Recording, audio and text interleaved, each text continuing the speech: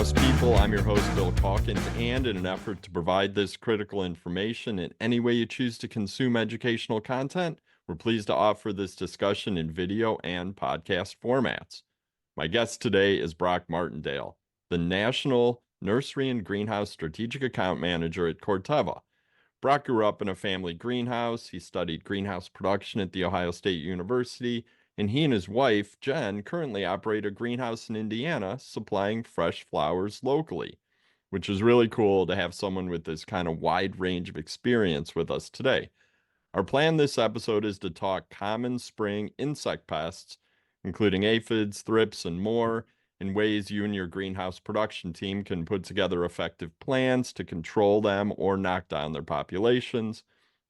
Because, as you know, spring can be unpredictable when it comes to what shows up uninvited. Broch is as much an account manager and grower as he is a well-respected coach. I think that's a very appropriate term. So I know this will be a great discussion. If you like this installment, be sure to subscribe to the Tech On Demand podcast on your favorite podcast app and find dozens of Tech On Demand videos on our YouTube channel. But why don't we go ahead and get started with, why don't you talk a little bit, Broch, about how things are shaping up this spring? Because I'm sure it's a busy time with crops and production across North America. Yeah, absolutely. I think spring is definitely off and running. I don't think that anybody had as many challenges as we all did last week with all the cold temperatures across the U.S. and getting For shipping sure. taken care of. But that kind of kicked off a slew of calls. Is this cold Mm, damage or is this like some disease issues? And in sure. some cases, it's going to be a little bit of both. That's true. That's true. Our technical team heard the exact same thing. It was a busy week for sure. Yeah, We saw some absolutely. pests popping up too, which I don't know, Yep. gets folks like you excited, I think, but probably drives growers a little bit crazy. Yeah, it does. And I think one of the things that we're trying to figure out is what's going to be that pest this year. Hmm. Last year we saw aphid pressure like we've never saw before. It's not that Okay. aphids are difficult to take care of. Mhm. It's just simply the fact that they were relentless last year. They showed up early and then they didn't just disappear. So That's true. That's true. And we yeah, saw a lot of mites too, so I'm yeah, sure that's going to be on everyone's mind and thrips yep. Oh this yeah. year. But I'm sure that you and the entire team at Corteva are on top of things and helping growers move in the right direction in terms of strategy or, best approaches using different modes of action and rotations and just general approaches and best practices to keep those crops free of pests throughout the season. So why don't you go ahead and take over and run Okay. the show, and I'll jump in with questions or follow-ups. I'll try not to Yeah. interrupt you, but I might have questions as you go. But I'm interested in the information that you have to share with us today. Well, today we're going to talk about a couple of different things. And so, spring season, I think about a lot of sprays that get made across the ornamental business, and a lot of those are kind of like broad spectrum because you're never really just dealing with just that one insect challenge at a time. So today we're going to talk a little bit about XXpire, but then we're also going to dig towards the end of the session. We're going to talk a little bit about resistance management and why certain products should be considered and kind of go through some reminders for your team as you're kind of ramping up production this spring season. So I'm going to go ahead and dig right on in. Bill, you already covered a really good background about me, and so I think that pretty much covers it. I think people have seen this slide before, but I always laugh the fact that somehow I got started in this business when we still had wooden trays. And Love there's a picture of me there with mom in the greenhouse and those old wooden trays that we it. had. So, but I'll jump ahead and dig us into some Xpire talk. So, you know, um, what's exciting about Xpire is really it takes the one of the trends that we see going on out there is that's kind of like being mixtures, using the two different kinds of active ingredients.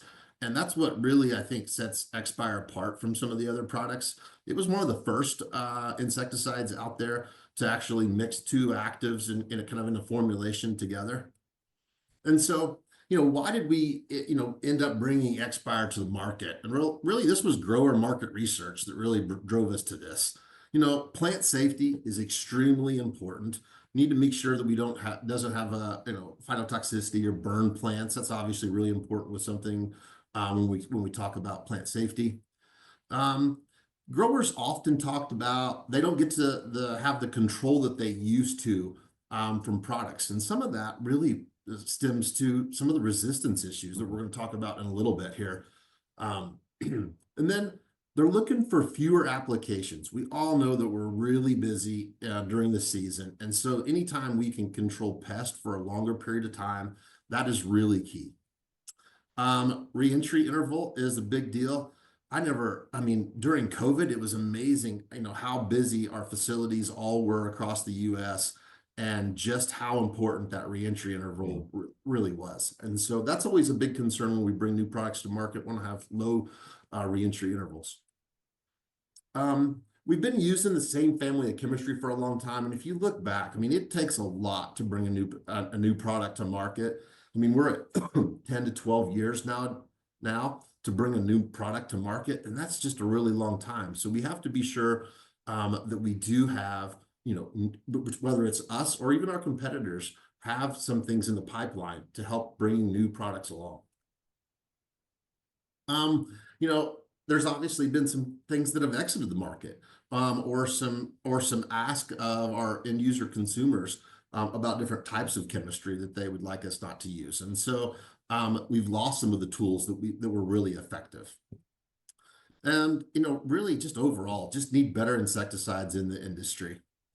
And so want to have another option is just to be a broad range of insects. And I always think about growers or IPM specialists kind of as the mixologist, where they're always putting together, this tank full. So they don't want to have to go out multiple times, and they end up with this big, tank full of combinations in order to be able to take care of the pest. And this is what's kind of exciting about XXpire is, oh, sorry, they also wanted to have systemic activity. That's another key thing that makes products really useful, especially that's what gives them the lasting power in a plant, because it can continue to move up into the plant as the plant continues to grow.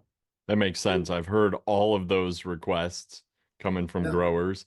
They Yep. all make a ton of sense. The REI, definitely losing products from the market is always a challenge. And then the amount of time that you and the companies that bring these products to market have to go jump through all those hoops to bring a product to market.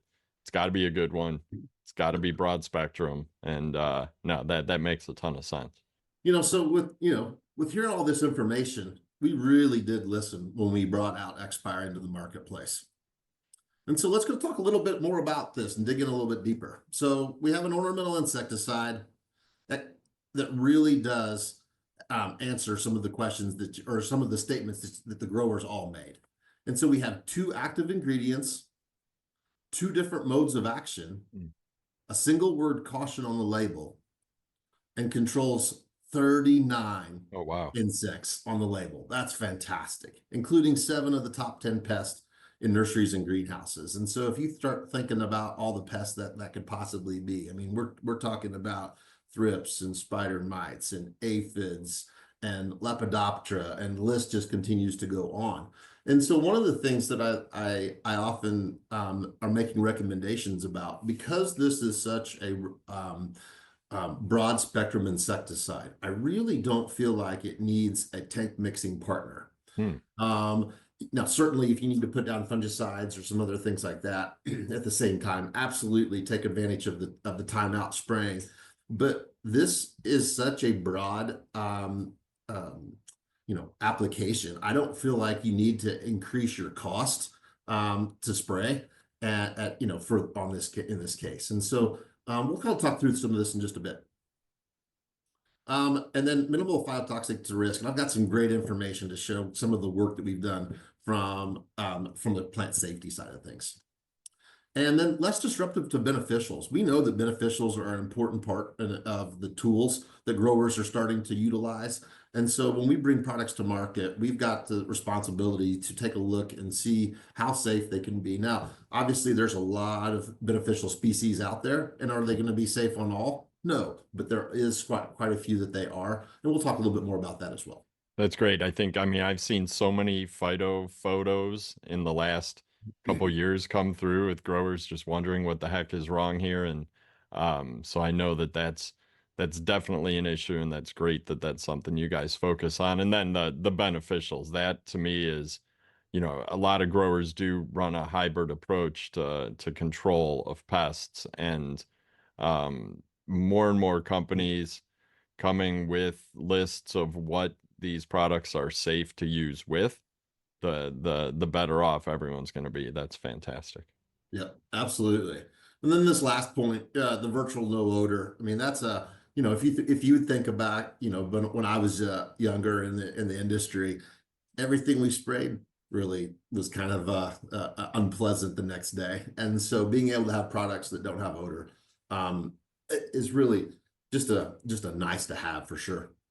We used to play a game where we'd make new employees sniff the bottles, and I remember Malthion Oh was the yeah, stinkiest one, right? yeah, yeah, We absolutely. would just laugh and laugh as they were just, rolling around in the ground, grossed out. Yeah, That is funny. That's yeah. cool. All right, so we'll do a little bit of a review, and I think it's really important for us to understand a few things about the product label, and then we'll dig into some other things about Xpire. But I want to talk real quickly about the IRAC mode of action group numbers on a product label. And so every product label is required to have this information. And one of the things, I think we get a lot of feedback from folks about, man, I wish the labels all look the same. And boy, do I wish they look the same too.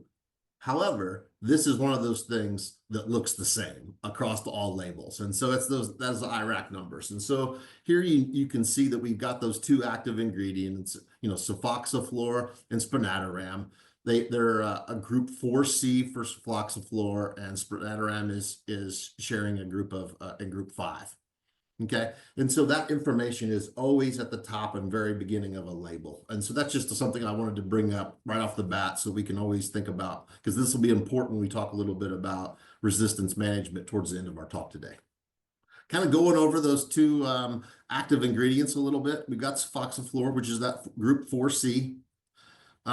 What's important about this is a non-neonic option. And so you're going to get a lot of the same kind of control that we would expect to get from a neonic without that neonic classification. And so that is really, really key. And that's kind of also where you see where this is being able to be such a broad spectrum insecticide. We see a lot of the same kind of control that we saw from neonics. So this is really a good option in this space. And then spinetoram. And spinetoram is actually very similar to spinosad in the fact that it's kind of like that next generation of spinosad that's out there. And so it does still share the group 5 as it has spinosads there. However, it is, like I said, the next generation. And kind of what it allows us to do is it really helps us with resistance management and kind of helping make it a little bit harder for it to become resistant to. Okay. Not having and not being a neonic means that it's not going to it's not going to stop growers from shipping to retailers that do not allow neonic products in their stores. Yeah, absolutely. And like one of those things, like, and I know there's different strategies from a lot of that, but this is one of those things is we see a lot of folks using Xpire Mhm. kind of late because of its crop safety in the season, and so it's almost like the cleanup tool right before shipping in a lot of Okay. cases for folks. And so again, that's kind of goes along with that. It is a product that's allowed to be utilized in those non-neonic locations. So the two different modes of action, really broadens that spectrum of control. You end up with both chewing and sap feeding insects. This really does help with the reduce the likelihood of resistance, and really offers that option for IPM rotations, between subgroups and recommended only if no other options are available. And so what's really important, I think, to take away from here is that we've really done our due diligence in bringing a product that is just broad spectrum and will really help us on the taking care of resistance management. So I talked about broad spectrum earlier, and I said 39 Hmm. insects, and here's just a few of them. Controls both the sap feeding and chewing, like I've mentioned. Thrips, aphids, whitefly, scale, mealybugs, and the list just continues to go on. Down towards the bottom, we've got some spider mite suppression. And that's an interesting label. And so, like, if you'd ever ask a grower, hey, are you interested in suppressing? No, we want to control Right. spider mites. And I will say I did some work on this earlier when I was still in R&D. And one of the things that I think was important to understand is a lot of our third-party work that we do when we make label claims. Hmm. And so we took this out to 4 universities, and we did 4 university trials, and 3 of those showed control with spider mites, and 1 was inconclusive. Okay. Well, we don't get to go back and change and rerun that trial again. We just simply have to take that as inconclusive. And so unfortunately at that time, we were left with suppression as the answer. Now, I was curious at the time when I was in R&D and working with the plant health team. I wanted to know for myself. So I took some tropical plants out to the point of webbing, which is almost to the point of no return, in all Hmm. honesty, when you talk about spider mites.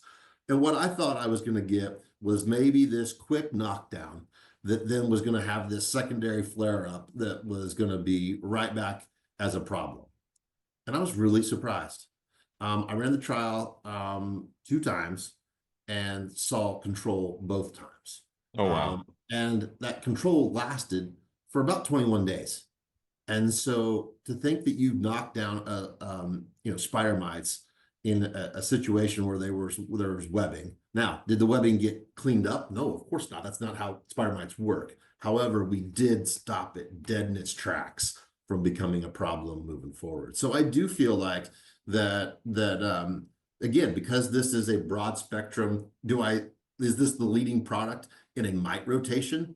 No. But guess what? The chances of going out and spraying just for spider mites, probably slim to none. Yeah. Chances are you've got one of the above as well. And that's a great thing to have as a product. So I just wanted to kind of give a little bit of clarity around there. I think a lot of people see that on the label, and I think it's worth mentioning. Then you see all those Lepidoptera over there, and just tons. And we see this, a lot of XXpire gets used during mum season, and also kind of during like that fall cabbage and kale kind of season. Those are kind of really key crops where we see a lot of usage. All right, so we kind of covered there. We're talking about 7 of the top 10 pests. Talked through the spider mite suppression. Let's take a look at it. So here's a quick look at some beet armyworm on some aster. And this is 7 days after being untreated. We did inoculate with beet armyworm in this case. So we infested on day 1. And here's, after 7 days, here's the control there on the right. So obviously it's doing its job and took care of. And you'll notice that there's quite a bit of new growth Hmm. in this. And that foliage is also protected. And that's because of how this is moving into the plant up into the new growth. Here's that spider mite first-hand look at it. So this is after 21 days of untreated. You notice that the plants there really do show some spider mite damage. And again, 21 days after 2 treatments with XXpire, really looking really clean. I also wanted to talk through the phytotoxicity side of this. And so we tested this on over 300 crops. That's a lot for an insecticide. You'll see us do that a lot when we talk about herbicides, because there is a lot of danger and risk when you talk about herbicides, especially when you're talking about over the top. But we were still really adamant that growers, even in the greenhouse sector, are concerned about this. And so we wanted to give them assurance that we did our due diligence and really tried to screen this across a wide variety of plants. So we saw no visible residue on leaves or flowers. That really makes it an important tool. If it was in the fall, we'd be talking about poinsettias and its safety on open, or colored bracts. But whether it be poinsettias in color and or annuals in the springtime, again, no residue on leaves or flowers. which is great because so many greenhouses in North America have small blocks of a ton of different, varieties, Yeah. and nobody really wants to, change what they're spraying from, bench to bench. So Yeah, I no, think not at all. 300's a lot. It is. That covers just about everything, I would Yeah. think. Yeah. You're gonna be hard pressed to find something that we've not done some trial work on. And we continue to do some things. We saw a big trend a couple years ago um, in succulents, Hmm. and especially like with scale and things like that. Yeah, And so we decided to go ahead and, although we're not going to necessarily go after label changes, but we still wanted to do some work for the industry. And so we ran it across a wide variety of succulents to again to show the crop safety. that's cool. Yeah. So, a lot of people will read a label and it talks a little bit about, if your crop is not on the label, and it doesn't necessarily restrict you from using a product. However, you are kind of taking some of that risk on your own. And it always talks about, be sure to run a trial on a small block of plants beside that. And so I wanted to kind of share with you guys a little bit today about what we do when we contract this out with our university folks to do these applications. And so our university trials are using up to 4 times the highest labeled rate when we make these applications. And this isn't to saying that you should go out and apply 4 times the labeled rate. This is simply showing you that the safety.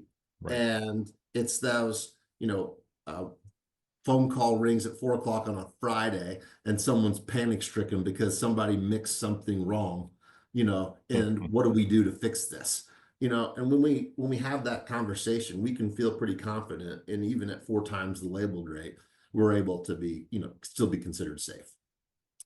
And something else that we did that was a little bit excessive, we made 2 applications 7 days apart, and so that's really tight. That's above what is normally on the label, because normally it's 14 days between applications. And so again, we've really, 4 times the amount was applied in a really shorter amount of time. And so really, we should get a really good look at when if there's any issues from a phytotoxicity point of view.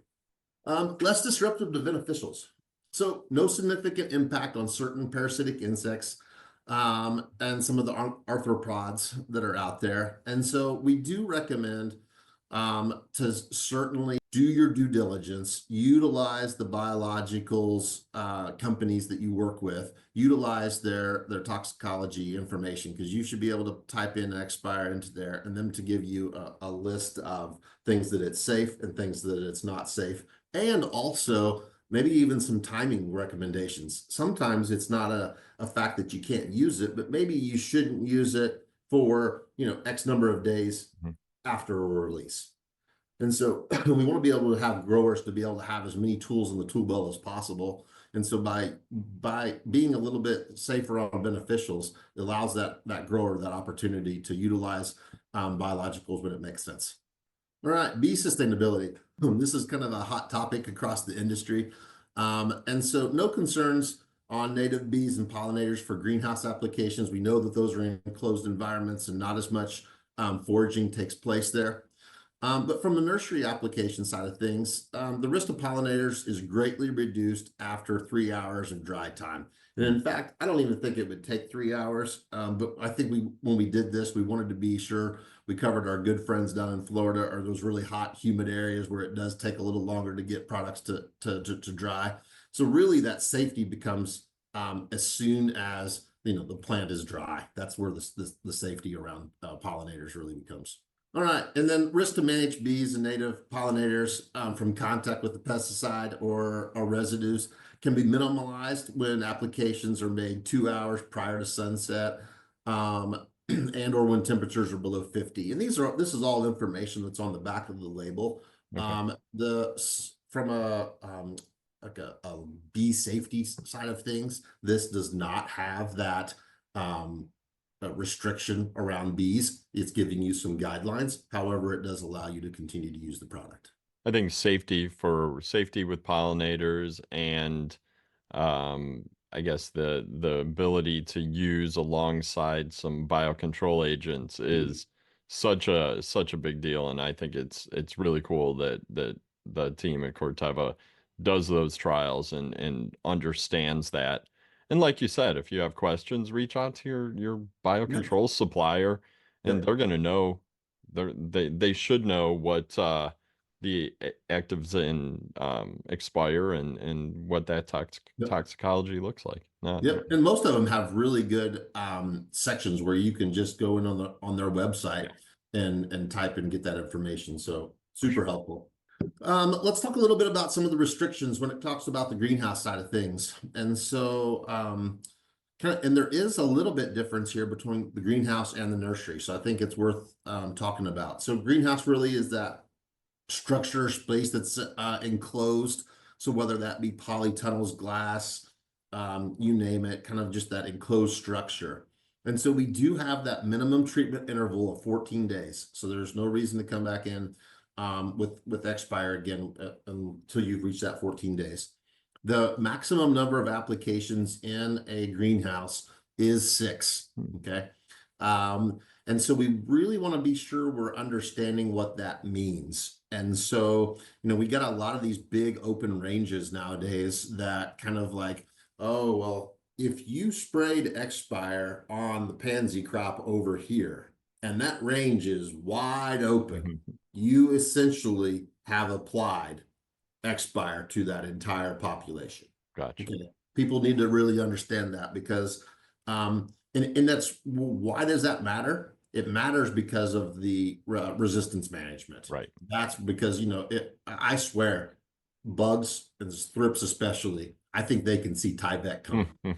I think they see it and they go running. And so what happens is we'll drive those populations into other parts of the greenhouse. And there's where we could become with some issues if we're not careful. Maximum consecutive applications is 2. I've got a bunch of growers who really, some folks rotate right after one another, and other people like to do the back-to-back.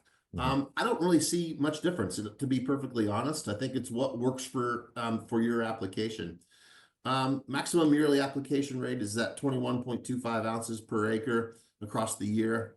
Now, this is one thing that I think in the future, when we bring products to market, we've got to take into account. It talks about do not apply to stages of edible crops. Mhm. We know that there's a lot of small growers out there that have greenhouses that would love to have hanging baskets Yeah. in the air and vegetables down below. That's the reality of things. And so we do need to think about when we bring new products to market about can we find ways to work around that space. And currently with XXpire, there is no ability to spray on edible crops. It's interesting because both of those active ingredients are available in ag and Mm. specialty crops. So it's not that they're unsafe. It's just that it's just a interesting use site that we've, not been able to negotiate. So follow labels always, Yeah. and Yes, yes, yes. don't apply expire to edible crops. Yeah, you got it. Gotcha. Yep. And then there is no restrictions on applications during bloom, which is good. Now let's move it over to the nursery side of things. So we'll see again that minimal treatment interval is 14 days, maximum number of applications. We did bring it down a little bit. Mm. So now we're at 4. Maximum consecutive applications is also 2. The maximum yearly application per acre is still the same, that 21.25. But do not make more than 1 application during bloom. The single application during bloom must not exceed that 5.5 ounces per acre mark. And so again, that has a lot to do with resistance management. Okay. That's why those things get put into place. And sometimes, you've been down to Florida, I'm sure, Bill, and Hmm. notice how close a lot of those nurseries and Yeah, folks are right next to food production. And exactly. so this is why um, things like that kind of have to get put in place, because we need to be able to keep those active ingredients working in both sectors. No, that makes sense. I was kind of wondering, but that makes a lot of sense for Yeah. sure. All right. So the fast acting, within 9 hours, most insects are controlled or stop feeding. We've got some awesome videos. We had it at Cultivate a couple years ago showing just how fast the aphids started to die. And this is actually within minutes Wow. that it starts to, and like the aphids literally almost look like they've been out on a night on the town and then start to fall off the plant. So really quick, fast acting. That also works for a lot of the Lepidopteras. Talks a little bit about the once XXpire is dry. Again, that risk to beneficials is greatly reduced. And then whitefly and other sap feeding insects really start to become controlled about that 6 hour mark. All insects have stopped feeding or are controlled at that 9 hours. So awesome to see how fast that product really is working. 12-hour REI. I'd love to see something a little shorter, but 12 hours from a lot of growers, that's something that they can work with. A lot of times you can make those applications late in the day and get back into your facilities in the morning. So let's talk a little bit about how this long lasting works. So we get this translaminar activity. So this moves from the surface of the leaf to inside the leaf. And then because it's xylem mobile, this will move up into the plant and into that new growth. And that's really what gives you this long lasting control. Kind of like when we saw the aster back before, it really showed that new growth. Yeah. How it was all nice and clean. So why is this important? Well, it controls insects that are out of the direct line of spray. Spraying, I think, is an art, to be honest. And I've seen some really great applicators, and I've seen some challenging ones that could probably use a little more work. But what we can do through a formulation perspective is we can help formulate products to make them move in and around the plant easier, to make everybody on the same level playing field as an applicator. So that's one of the things that we get to do. Again, this gives you just really excellent residual activity after that initial application is made, because it's continuing to move up into the plant. Talk a little bit more about long lasting. Certain pests are all over the board, kind of. So obviously it is kind of dependent on each pest, but green peach aphids about 4 weeks, cherry thrips 2 weeks, silver leaf whitefly 2 weeks, and then a lot of lepidopteras about 2 weeks. And so that's definitely in the realm of control for many pests that are out there. So XXpire is easy to use. Comes in a water dispersible granule. If you've never tried one of these before or seen how this is packaged, I got a little bit of a demonstration here in just a second. It comes in a 16-ounce package, makes up to 800 gallons of spray solution. It has a easy measuring device that's attached to the bottle on top.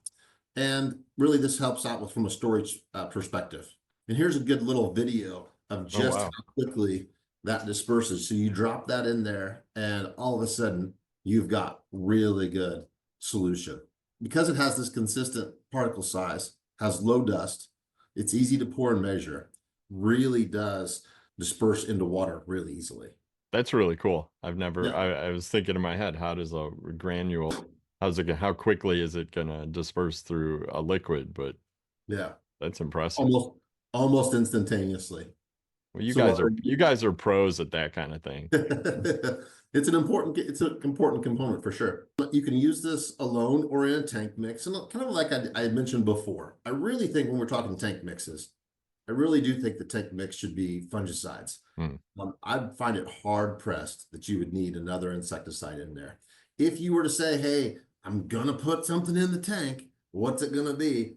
Maybe insect growth regulator. Okay. That'd be a possibility, but again, I still think it's really strong as a standalone. Apply as a foliar spray just to the point of runoff, and you've got a pretty wide range. You've got all the way up to 200 gallons per acre when we talk about that, and so that's a wide range of sprays. Because we know a lot of guys who can be down in the 100-gallon range with no problem. But it does allow those guys who are, especially in the nursery setting, with tank sprayers and stuff like that, that ability to use the product properly. Can be used with air blast. I didn't include this. However, we are starting to see an awful lot of drone applications, and frankly, the phone has rung off the hook since the start of the year from growers across the U.S. wanting to talk about drones and things like that. And so XXpire does have an aerial application so it automatically rolls into the being approved for drone application. We're going to hear more about that coming soon in the future, I think. I mean, I can you're only right. imagine. Yeah. It's a topic at every conference. There tend to be exhibitors now with that kind of technology. It's coming for sure. Yeah, And it sounds like absolutely. it's already here in a lot of cases. Yeah, definitely for sure. The nursery side of the business is really booming with it. But I can totally see where this fits outdoor, Yeah. color growers without a problem too. Yeah. Uniformity, cover upper and lower leaf for that optimum control. I think that just goes without saying. Um, so if you were to say, hey, what's an adjuvant? Do we need to utilize that and will that help? So on the label, you will see that adjuvants can optimize control on most insects.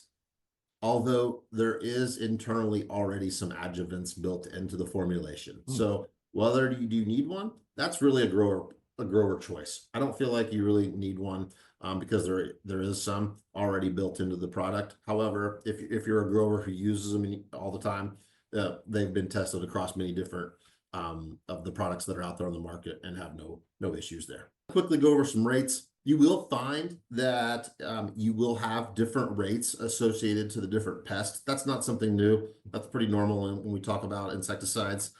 So if there is reasons why you don't have particular pests that you need to deal with, there is options for you to use less of the product. One of those things, though, that I will want to point out to you, I think about the spider mite and the scale especially. We see a lot of southern growers dealing with scale, and that is one of the things that does require that higher rate in order to control. So you will need that 3.5 ounces per 100 gallons.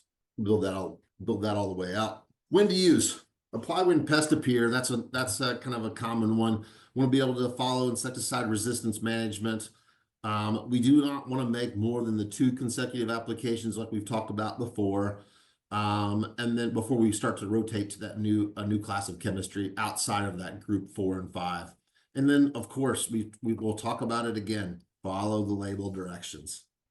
Here's some more specifics around when to use. And so there's a few different things associated to beetles, bagworms, lace bugs, lepidopters, scale, spider mites, and whitefly. All they're most of them are that when you first see them, but there is a few things that talk a little bit about maybe like on bagworms when they're at the larva stage and feeding's better, scale, better time to do it when it's crawler stage. So there is some specifics there. And I think that'll help growers really target, is XXpire the product right now that will solve my problem? So this is some really good information to take a look at. All right, so we're gonna make a summary about XXpire. We got the 2 active ingredients, sulfoxaflor and spinetoram, 2 different modes of actions. This will really reduce the resistance, controls more than 39 insects, 7 of the top 10 nursery and greenhouse pests, minimal phytotoxic risk to plants. We've tested over 300 crops and ornamental plants, less disruptive to beneficials, fast acting with a 12-hour REI, long lasting residual up to 4 weeks with certain pests. And so I think this is a really almost a no-brainer for growers looking for a solution this spring. It's almost the whole toolbox in a bottle. It kind of is. Yeah. Yeah. Well, before we wrap up today, I thought it'd be good for us to do a little bit of a refresher on integrated pest management a little bit and insect resistance. So I'm going to move pretty quickly through these slides, but I thought it would be good for us to have a little, as we're all kind of entering that time of year where insects are going to become a challenge. So, what is integrated pest management? Well, it's really that sustainable approach to managing pests by combining both biological, physical, and chemical tools in a way that minimizes economic, health, and environmental risk. When you're thinking about utilizing integrated pest management, you got to do several things. You got to identify the pests. You got to monitor the pest populations. You got to do some things with prevention. You got to look at control. Well, and we'll talk a little bit about action thresholds, but I'm a big fan of this. I'm not a big fan of just going out and spraying because it's Tuesday. I want to set some thresholds out there that when the pest reaches a certain number, we're going to do something. In some cases, it's going to be spray. Sometimes it might be release beneficials. And in some cases, we may have to remove the product altogether. And so I think, again, having good action thresholds are key. Using label recommended doses. It is absolutely imperative that we utilize the right amounts that are out there. If it says it needs to be a certain ounce per 100 gallons, it needs to be that, because if you would give a sub-lethal dose, all you're going to do is open the door for resistance. And so it's really important to follow those label. And then more is not always better. And so you don't want to get to that case either. So again, those labels are there for a reason, and those recommendations are really important to follow. Well, and companies like Corteva are doing the research to establish those recommended Yep. doses Yep. over years. I mean, that's part of the Yep. reason it takes 10 plus years to bring a product Yep. to market. So, Yep. I mean, people shouldn't just, make their own guesses Yeah. when the experts have done the work. Yep. Absolutely. And so I always say people should talk out to their university extension folks as well.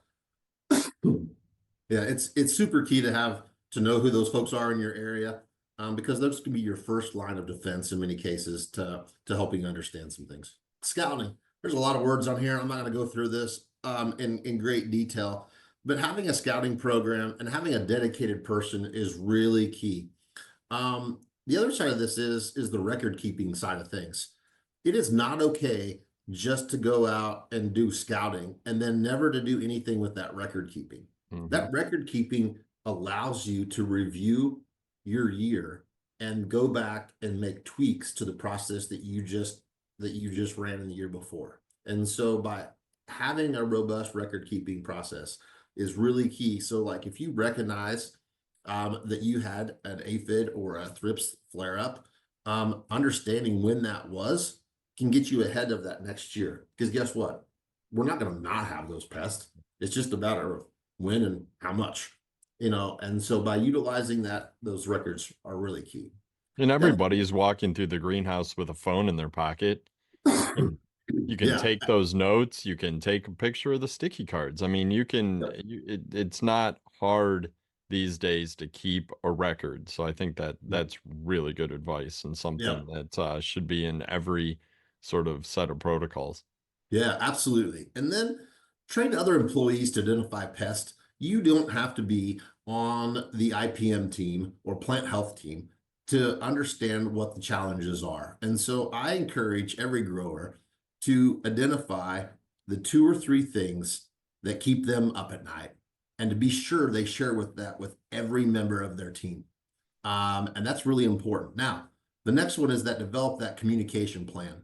And so if you're gonna enable all of these people to look and be, scouts for you, it's important to have a good communication plan and what you're actually supposed to communicate and what information is important. Because guess what? A picture that says I found some thrips doesn't really help me too much. Yeah. It's about I found thrips in block, so and so on this particular crop, 3/4 of the way down. That's the kind of level of kind of information that you're going to need to have a communication plan for. But again, I challenge you, everybody in your operation should be part of scouting.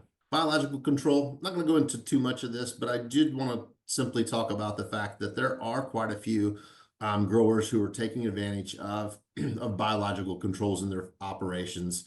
We want to be sure that we're using pesticides that don't disrupt these guys and let them be able to do their work. And sometimes it's a certain period of production.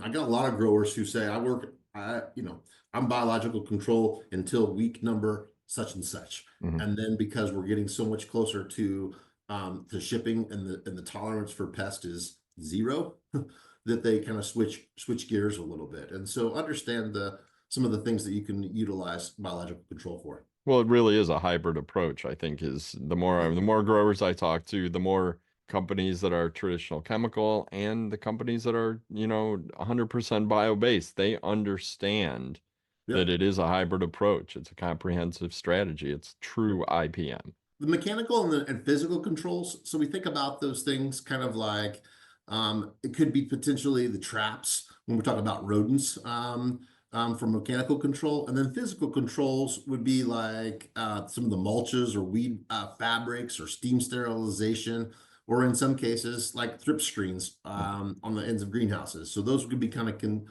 be considered the mechanical side of things. And then, of course, the chemical control, the use of pesticides. Pesticides should only be used when needed and in combination with other approaches that we've already kind of talked about for that long-term control. And by doing so, you're going to lengthen the amount of time that these pesticides will be tools for you. Well, and Pesticides, I've heard folks say from chemical companies that, the best way to control a lot of these pests and diseases is by following your good growing methods. Like if you are growing that crop healthy, I mean, sure, you can't avoid pests dropping in or pests coming in on inputs, but if you're following very strong growing habits, your risk goes down. yep. And then hopefully you might just need to come in once or twice, knock down a pest population, and then get back to business. Yeah. I mean, I think even I used this example before, but had a grower that really had problem with a lot of propagation material in his facility, kind of constantly being challenged with pest. Hmm. But this was also where all of the new material arrived, and it's where everybody in the facility passed through to go to the growing range. Yeah. Well, you're putting this material that's your most important product right now at Hmm. risk Right. because every person in your facility passes through here. Is there a better place on the facility to relocate this part of the plants?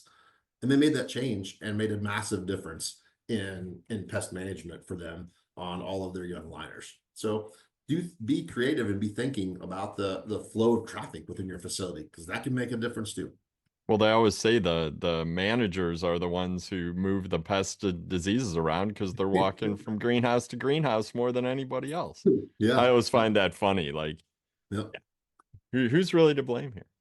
I know, right? Well, it's like even at Corteva and some of our research greenhouses, there's an order of, Mm, because obviously if we're researching problems, so yeah, we've got to be able to make sure that we don't take problems elsewhere in the for facility. sure. So there's an order of operation there. All right. So we've talked a little bit about IPM in general. And so now we're going to shift gears and finish up the day with insecticide resistance. And so this is really the sensitivity that a pest population can be really reflected and repeated of this product to achieve the expected level of control. And so really what is this? It's just basically when a product is overused, it obviously just becomes less effective.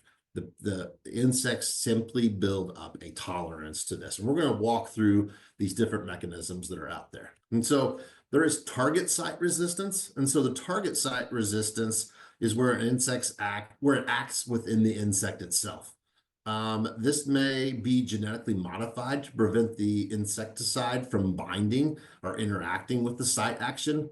And this kind of reduces the effect of the insecticide. That metabolic resistance is really the most common mechanism. And this is really the side of things where that insect can detoxify or destroy the toxins faster than it can affect the insect. And so this is kind of like just the overall tolerance to those insecticides. And that's what happens when you have such repeated use of the same product over and over again. Certain pests really do that. And so this would be exactly where we see when we talk about thrips resistance, this is exactly where we get that from. Yeah. Insecticides use their internal enzyme systems to break down insecticides. And so again, this is really how this all happens. And this is just, it truly has this enzyme that really can then just take care of and detox that insecticide from being a factor. Penetration resistance is really that outer cuticle of an insect that slows the absorption of a broad range of chemicals. And so this is kind of an interesting one. We actually see penetration resistance in the greenhouse a little bit because sometimes even the way the plants grow in a greenhouse, they're kind of in the perfect environment. And so they may not have as thick of leaf or as, kind of tough of a plant as a plant that's being grown outdoors. And so we will see some penetration resistance from the greenhouse side of things. And then the behavioral is kind of like my favorite because it's kind of like that whole concept of like they see us coming. They sense something's going on, or like in the case of like growers down in Florida, the harvesting in one field of vegetables, and all of a sudden, hey, our food's disappearing. Let's go find some, yeah, let's go to the next door neighbor so that's growing ornamentals. We've all heard of Iraq, and so like, what in the world is this? And so Iraq really is the Insecticide Resistance Action Committee. So it's this whole team, and so it's not just Corteva; it's all of the big players that are out there in the in the chemical world trying to come up with these products to bring. And so we work together on being able to be sure that our products are helping fight this resistance issues. It's great. And I see representatives from all those companies at conferences on the same panel having Yep. these discussions. I think that's yeah, I think that's really powerful for our industry to have a committee like that that's looking at the different active ingredients and modes of action and coming up with the recommendations. Yep. So it's because everybody wants to avoid resistance. Yeah, absolutely. This is one of those posters that you can get from folks out there in the industry. If you don't have a copy of this, you definitely should get one for your office. I think it's a really key to have a quick visual because it does list all the products that are out there with the active ingredients. And so you can better understand. And for me, I'm a very visual person, so I can look down a list and in an Excel Mhm. and get kind of bored, where this is a little bit more appealing for me to digest it. It really helps drive home that messaging about, oh, that is in the same chemical class. And so I do like to use the poster as a source of information for me. All right, so those key components as we kind of wrap up here. So scouting and pest identification is absolutely key. There's no point if you can't identify the pest, there should be no point of out there just making a spray just because. You want to be able to integrate your local IPM practices whenever possible. To be honest, well, we're very lucky in the fact that, especially greenhouses, we don't have a lot of localized stuff as much as they do on the ag side of the industry. However, there are cases, especially like Florida would be a great example, where there are some things. Think about the Big Thrips Challenge right now down in Yep. South Florida, and so that's a great example about where there's some key things about what products you're going to use and what order you should be spraying that the local authorities are putting out there for those growers. You want to be able to avoid those repeated sequential use of insecticides with that single mode of action. And for that season-long control, really insects really just need to think about it as one generation per crop per season. And the key, rotate. Yep. For insects with multiple or overlapping generations, use that treatment window approach. Applications should be targeted early or at the most susceptible insect stage. That's a key thing to think about. And then insecticide mixtures like XXpire may offer IRM benefits when appropriately used in a rotation strategy. And then if the field failures actually do happen, resistance could be the cause. And so it really should be, it's important for you to reach out to your local company representative or ag advisor and help walk through the strategies to that. I'll use another product of Corteva's that we heard a lot about. That was Conserve. Mhm. If you go back, 15, 20 years ago, when Conserve was out there, we knew that people were using Conserve all the time, and there was quite a bit of resistance in different parts of the country. And we had to make some recommendations to growers about how long they should stop using a product for before that product can be used again. And Conserve still used in the market today, Yep. and growers are still happy to see that it works, but it's only because we're utilizing the product the way the label says. So Well, and that communication is key. I mean, if Yep. you're seeing issues, Yep. report that back. And Yep. that's really, I mean, we all got to work together here to Yep. some extent. Yeah, and so we're always happy to help. And we've had this at local levels before, Mhm. at really small, like even single site locations where we've had to work with folks to help them through some things. We've identified something that they were doing. Great example being that big wide open range where they were spraying small populations of the house, and the pests were simply moving around within the house, and so those were building up some resistance. All right, key out of all that stuff: rotate, rotate, and rotate. Yep. Finish up with mixture considerations. Understand the active ingredients and the patterns for the targeted pest. Mixtures should really provide technical advantages for controlling the pest, increase the level of the target pest control, and also this helps increase the spectrum. So similar to the concept that we had with XXpire, by having those two actives, we really broadens the number of pests that we're able to control at one time. And then all of the following should be considered when using mixtures. Individual insecticides should be highly effective against what they're being applied to and at the effective rates. Mixture components with the same IRAC mode of action classifications are not recommended for IRM. Okay, so you wouldn't want to have, for instance, you wouldn't want to put XXpire and conserve in the tank together. Right. Consider cross-resistance issues between individual components for the targeted pest. And then IRM benefits are greatest if the components have similar residual activity. So you wouldn't want to have a product that had 7 days of control matched up with something that had 4 weeks of control. That simply wouldn't be a good combination in the tank. And so, does this really mean the resistance is the total loss of an insecticide? Not at all. With current agricultural practices, development of insecticide resistance is definitely inevitable. However, even when resistance is present, crop protection insecticides can remain useful part of IPM tool for insect control.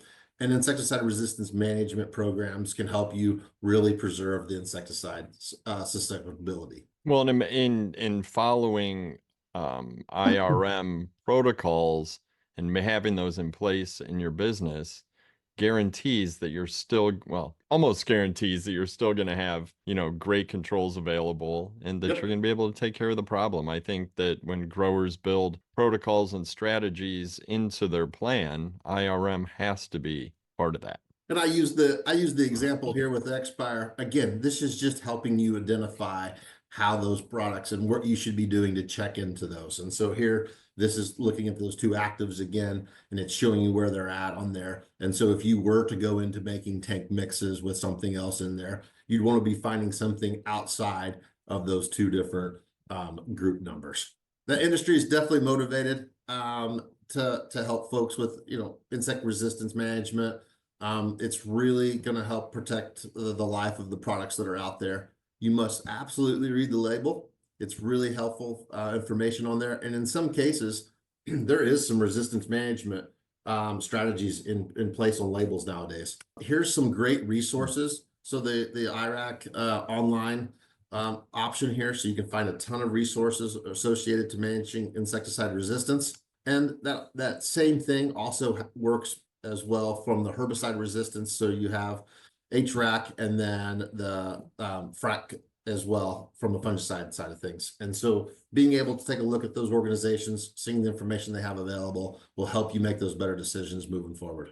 So in order for insecticide resistance management to be successful, we really need cooperation from all the stakeholders. So hopefully today you guys learned quite a bit of information about XXpire and controlling pests this spring season. But if you wanted to learn more information about up-to-date information about Corteva and some of the other products and updates, here's a QR code that you can scan to get any information from Corteva. Excellent, excellent. And I will scan the QR code and make sure to put all those resources in the show notes as well, so that they're all just one click away. In addition to the IRAC chart, I'll link to that, and also IRAC online, those resources. I think that those are good links to have bookmarked and close to hand. Absolutely. And if anybody's got questions, I'm just a phone call or an email away. I get calls and emails all the time. from growers, whether it's a question about IPM or it's a questions about other stuff going on in the industry. I'm happy to talk. I'm definitely, like I've been in the business for a long time, and I'm always willing to share. I did want to point out, we do have a pretty robust team across the U.S. And so if you're not familiar with who your Corteva rep is, you're certainly welcome to reach out to me directly. But there's also people that are in your area that can also be contacted. And the best way to reach out to those folks, you can either reach out to me to get contact information, or your distributor rep that you work with on a regular basis and say, hey, I'd love to have the Corteva rep come out and talk to us. We'd be happy to do so. And so we do that all the time. Feel free to reach out to the team, and we'd be happy to come out for a visit. I want to thank you guys for your time today. Again, there's contact information if you have any questions, and feel free to follow up. And Bill, hopefully this met your objectives, but I think we got some things covered today. That's quite a team too. That's impressive. Yeah. It looks like an NFL coaching roster. No, I really appreciate your time. We covered a lot. Glad that you talked a lot about XXpire, 2 actives, broad spectrum, 39 plus pest controlled is super impressive. And then the long lasting, low phyto, all of that, I think, wraps up into an excellent product for every grower's toolbox. And then talking about an overview of IPM best practices, I think everybody needs to hear that. I love that information. I've seen you talk about that in the past, and the way that you break it down is so helpful. And then jumping right into IRM and the importance of a plan along those lines. You gave me way more than I expected, and I know that I appreciate it, and the viewers and listeners sure do as well. And all those resources, like I said, I will do my best to drop those into the show notes. Again, thank you so much for your time, and I'm sure we'll talk again soon, right? We got more stuff. Yeah, absolutely. About. Yeah. Excellent, excellent. Well, thank you so much, Broch. And I'm Bill Calkins with Tech on Demand. And on behalf of our entire team at Ball Publishing, thanks for listening. Thanks for watching. Take care out there. Have a great spring.